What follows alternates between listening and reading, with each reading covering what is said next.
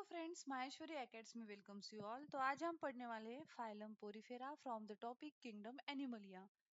Phylum Porifera, इसका meaning है पोर bearing animals. Porifera यानी पोर बियरिंग एनिमल्स। अब इनका हैबिटेट क्या है? कॉमनली इस फाइलम में जो भी एनिमल्स है उनको उनको कहा जाता है स्पॉन्जेस।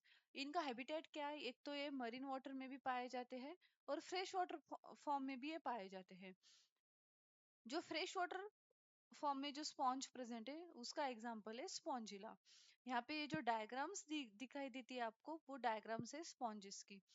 ये रिप्रेजेंट करता है साइकॉन को, डी रिप्रेजेंट करता है यू स्पॉन्जिया को, और ये सी डायग्राम रिप्रेजेंट करता है स्पॉन्जिला। ये तीनों भी पोरीफेरा यानी पोर बियरिंग एनिमल्स है, जिसे हम कहते हैं स्पॉन्जेस।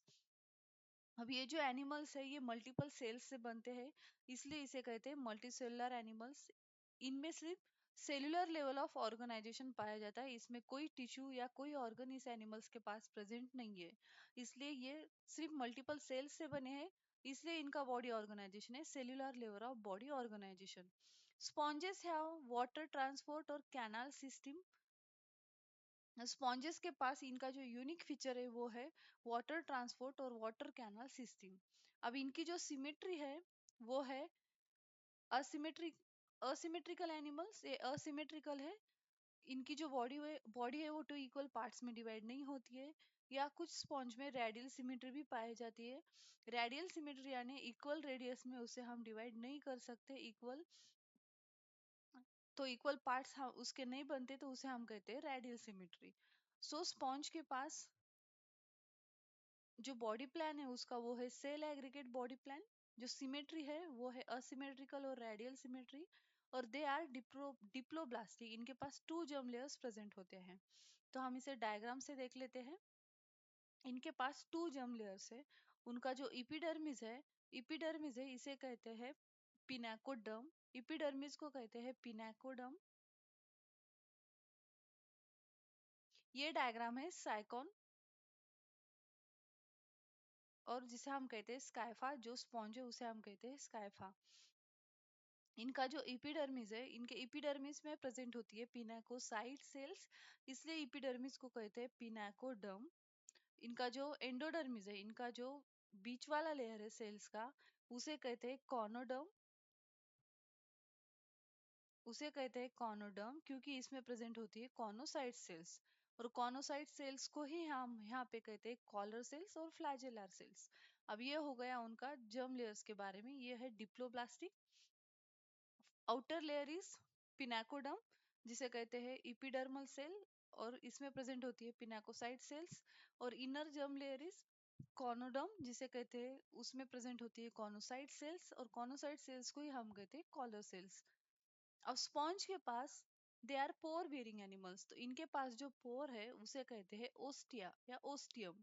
ओस्टिया को हम कहते हैं इनकरेंट पोर क्योंकि वाटर ओस्टिया से एंट्री लेता है।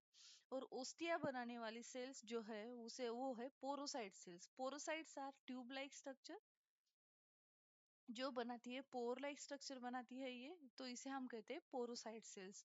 वाटर इस पोरोसाइट सेल से एंटर होता है। और ये जो बीच वाली कैविटी है स्पॉन्ज की उसे कहते हैं स्पॉन्जोसील कैविटी। ये जो बीच वाली कैविटी है उसे कहते हैं स्पॉन्जोसील कैविटी।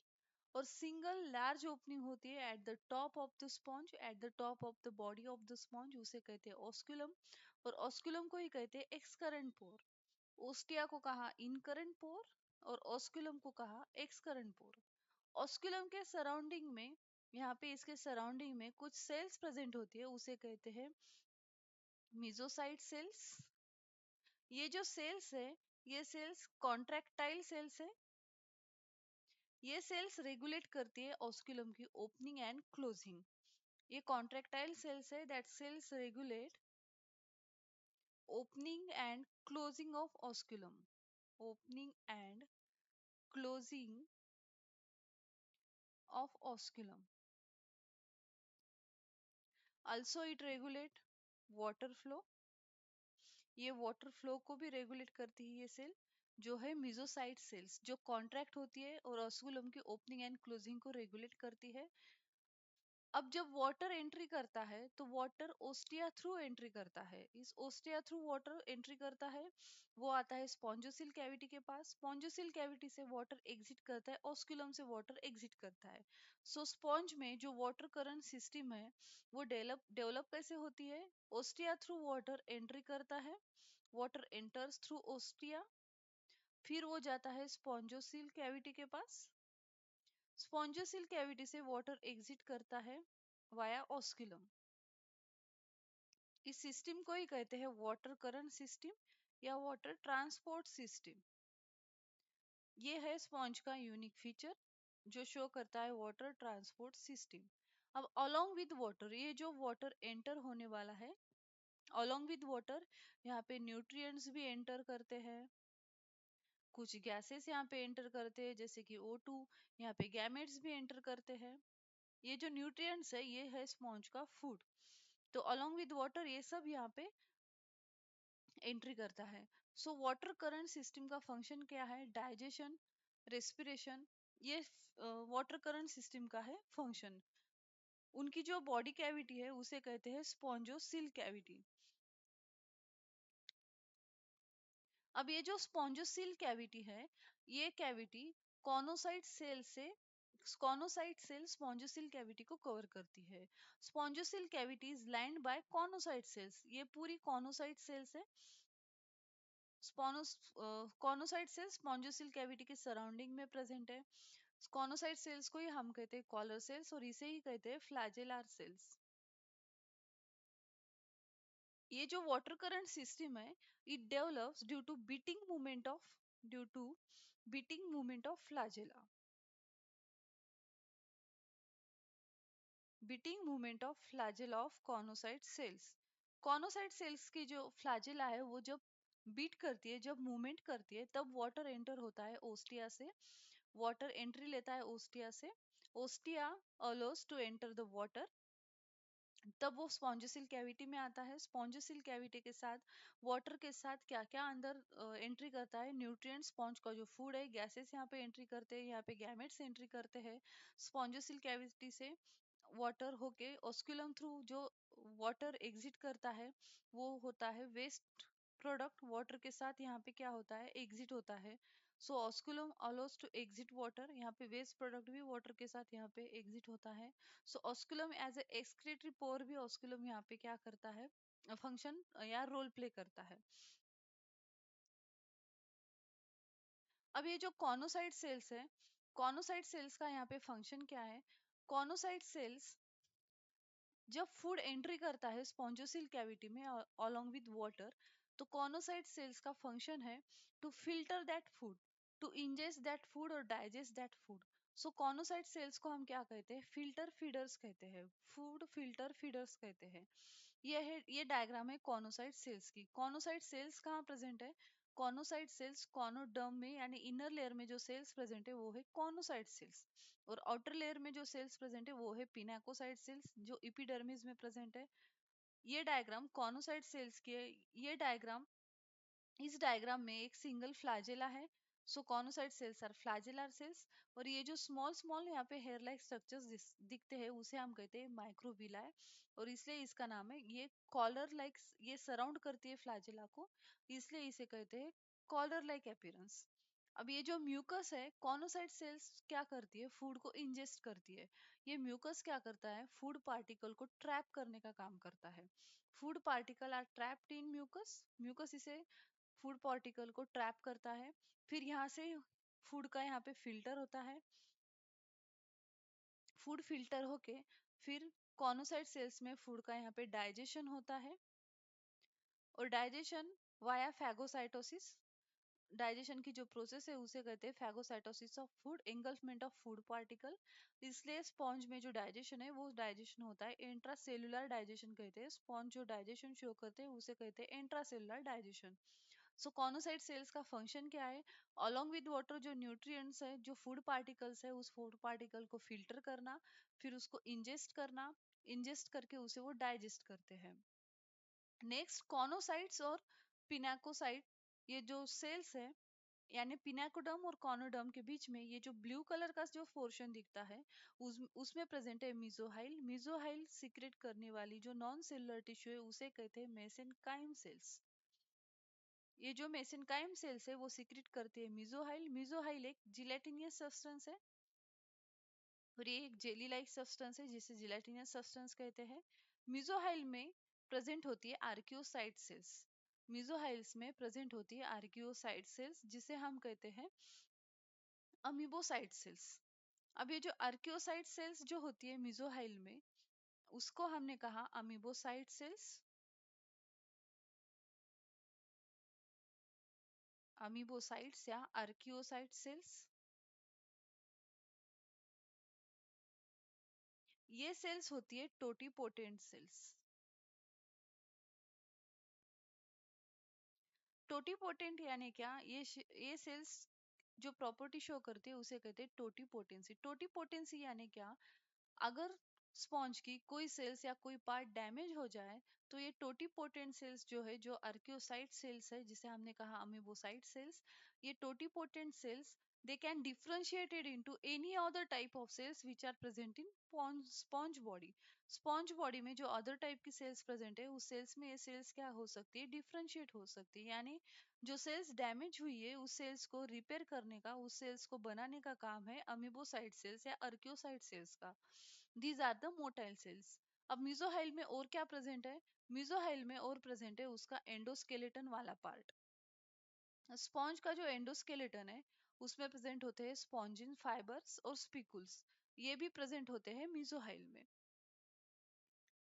स्पिकुल्स और स्पॉन्जिन फाइबर ये भी प्रेजेंट होते हैं मीजोहाइल में। सो ये डायग्राम थी स्पॉन्ज की। स्पॉन्ज के डायग्राम ने हमने क्या क्या देखा, उसका जो आउटर लेयर है इपिडर्मिस उसमें प्रेजेंट होती है पिनाकोसाइट सेल्स।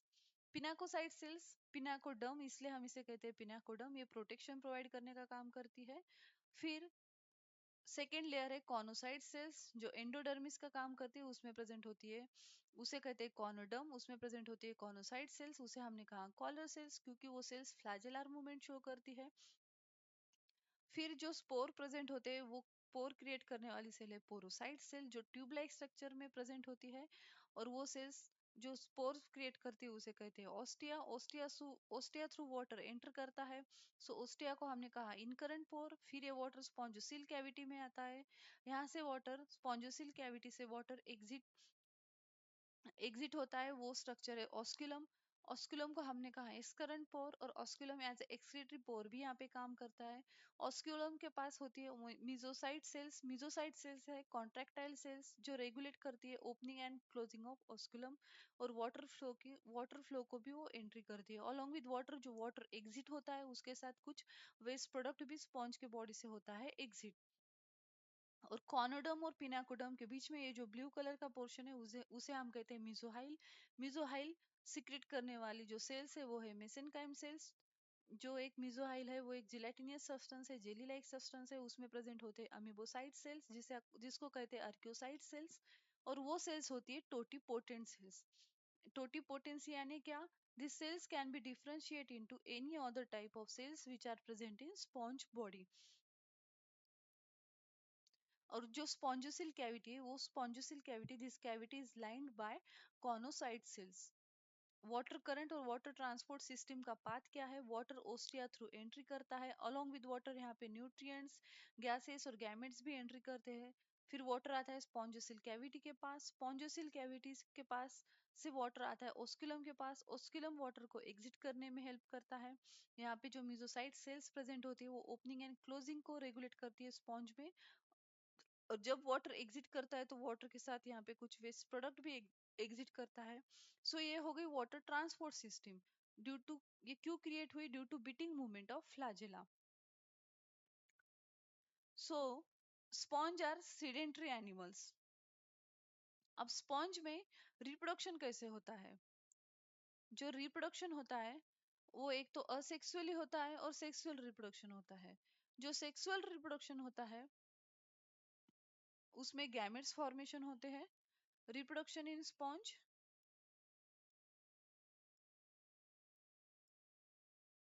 जो सेक्सुअल रिप्रोडक्शन होता है, sexual reproduction takes place by gametes formation. Sponges are hermaphrodite, इसे हम हर्मेफ्रोडाइट कहते हैं। इसमें सेक्स सेपरेट नहीं होते, male and female gametes both are formed in within same body, इसलिए हमने इसे कहा हर्मेफ्रोडाइट। अब जो सेक्सुअल रिप्रोडक्शन में जो गैमेट्स फॉर्म होते हैं, sperm and eggs, sperm and eggs form करने वाली सेल्स है आर्कियोसाइट सेल्स,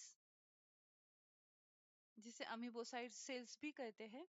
अब फर्टिलाइजेशन होता है, वो होता है internal fertilization. Sperm form one sponge, अब ये वन स्पॉन्ज से स्पर्म वाया वाटर करंट ये ट्रेवल होके सेकेंड स्पॉन्ज के पास आते हैं, और सेकेंड स्पॉन्ज में जो एग है उसके साथ ये फर्टिलाइज होते हैं। यहाँ पे स्पर्म का फर्टिलाइजेशन हुआ सेकेंड स्पॉन्ज के साथ, और फर्टिलाइजेशन होके यहाँ पे जो एम्ब्रियो फॉर्म होता है, वो embryo develops into larva form. अब ये एम्ब्रियो लार्वा फॉर्म से डेवलप होता है। लार्वल फॉर्म में एम्ब्रियो डेवलप हुआ, और ये जो लार्वल फॉर्म है वो होता है free swimming form, free swimming form. और ये जो लार्वा फॉर्म है वो एक सबस्ट्रेटम से अटैच होता है, और आफ्टर सम डेज ये लार्वल फॉर्म कन्वर्ट होता है इनटू अडल्ट स्पॉन्ज में। सो स्पॉन्ज में even though they are hermaphrodite, वो हर्मेफ्रोडाइट है, उसमें से एक सेपरेट नहीं है, फिर भी इसमें होता है क्रॉस फर्टिलाइजेशन, फिर भी इसमें होता है क्रॉस फर्टिलाइजेशन। और फर्टिलाइजेशन कैसा है इनका? Fertilization is internal. ये जो सेक्सुअल फर्टिलाइजेशन है, ये जो सेक्सुअल रिप्रोडक्शन है, इसमें फर्टिलाइजेशन है इंटरनल। और इनकी डेवलपमेंट कैसी है? डेवलपमेंट होती है indirect development, development is indirect, और जिसमें लार्वल स्टेज पाई जाती है उस डेवलपमेंट को कहते हैं इनडायरेक्ट डेवलपमेंट। इनडायरेक्ट डेवलपमेंट यानी ये जो लार्वा फॉर्म है ये डिफरेंट दिखते हैं, these are the distinct form than their adults. जो लार्वा फॉर्म है ये डिस्टिंक्ट फॉर्म होती है देन अडल्ट्स, यानी इनका जो स्ट्रक्चरल अपीयरेंस है वो अडल्ट फॉर्म से क्या होता है? डिफरेंट होता है, इसलिए इनकी डेवलपमेंट होती है इनडायरेक्ट। सेक्सुअल रिप्रोडक्शन होता है गैमेट्स फॉर्मेशन से, गैमेट्स बनाने वाली सेल से अर्कियोसाइट सेल्स। अब ये हर्मेफ्रोडाइट है, फिर भी इसमें होता है क्रॉस फर्टिलाइजेशन। वो हुआ कैसे? Sperm form one sponge via water current ये कैरी आउट होते हैं सेकेंड स्पॉन्ज के पास, जिसके पास एग प्रेजेंट है, और ये जो स्पर्म है ये इसके साथ फर्टिलाइज करता है एग्स के साथ और बनाता है एम्ब्रियो, और एम्ब्रियो डेवलप होता है लार्वा फॉर्म में, जिसे कहते हैं इनडायरेक्ट डेवलपमेंट। और ये लार्वल फॉर्म जो होता है वो होता है फ्री स्विमिंग फॉर्म, और आफ्टर सम डेज के बाद लार्वा कन्वर्ट होता है वो अडल्ट फॉर्म में, it undergoes to metamorphosis process कहते हैं उसे, जो अडल्ट फॉर्म में कन्वर्ट होता है स्पॉन्ज और अटैच होता है सबस्ट्रेटम के पास साथ। और जो डेवलपमेंट है वो है इनडायरेक्ट डेवलपमेंट, क्योंकि अडल्ट फॉर्म और लार्वा फॉर्म अडल्ट फॉर्म से डिफरेंट होता है इन देयर स्ट्रक्चरल अपीयरेंस, इसलिए इनकी डेवलपमेंट होती है इनडायरेक्ट। और जो असेक्सुअल रिप्रोडक्शन है स्पॉन्ज में, ये तो हुआ सेक्सुअल रिप्रोडक्शन। और जो असेक्सुअल रिप्रोडक्शन है वो असेक्सुअल रिप्रोडक्शन होता है वाया फ्रैगमेंटेशन, यानी स्पॉन्ज के बॉडी के जो फ्रैगमेंट्स होते हैं, each and every fragments have ability to develop into a new adult form of the sponge। इनके पास रिजनरेशन की भी एबिलिटी होती है स्पॉन्ज के पास। This animals also have ability of regeneration, regeneration भी वो शो करते हैं sponge.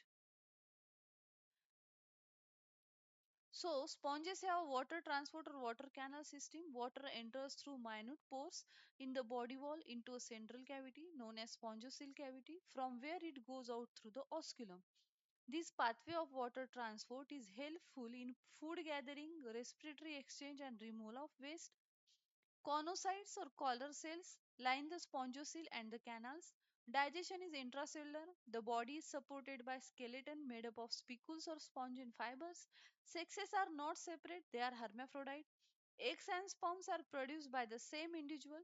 Sponges reproduce asexually by fragmentation and sexually by formation of gametes. Fertilization is internal and development is indirect, having a larval stage which is morphologically distinct from the adult. So ये था about the porifera. Example, साइकॉन, ये है यूस्पोंजिला, यूस्पोंजिया जिसे हम यूस्पोंजिया कहते हैं, यूस्पोंजिया को ही यहाँ पे कहते हैं वाटर बाथ स्पॉन्ज।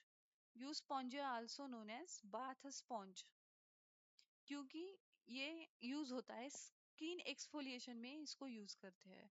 और जो फ्रेश वाटर स्पॉन्ज है वो है स्पॉन्जिला। हमारे नेक्स्ट क्लास में हम पढ़ेंगे अबाउट द फाइलम निडारिया।